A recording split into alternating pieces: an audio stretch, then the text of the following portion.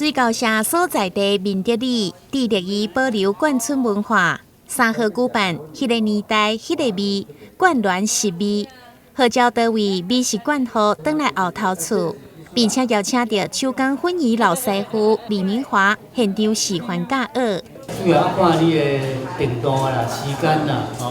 嘿，佮看你的煮的，因为这物件会哪烫哪烂嘛。你烧的物件吼，若敢咱面同款啦，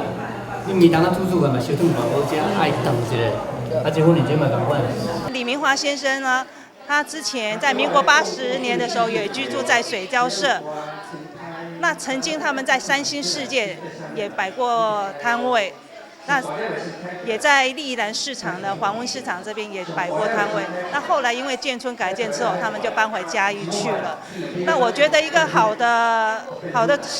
东西呢，好的食物呢，应该要让大家知道。所以呢，我们特别请上李明华先生来到我们社区来教授这个手工粉圆的制作。那从大家的现场热络的情形来看，我会觉得说，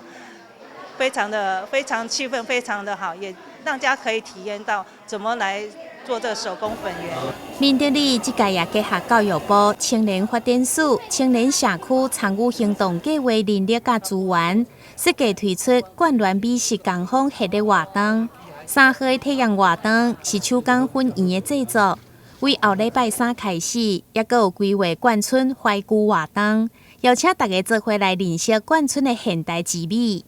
台南新闻张伟忠采访报道。BB 宽屏120枚，每月只要888，让你极速爽标网，办再送1000元购物金，快拨打电话订购，送新4128812，3逛网4128833。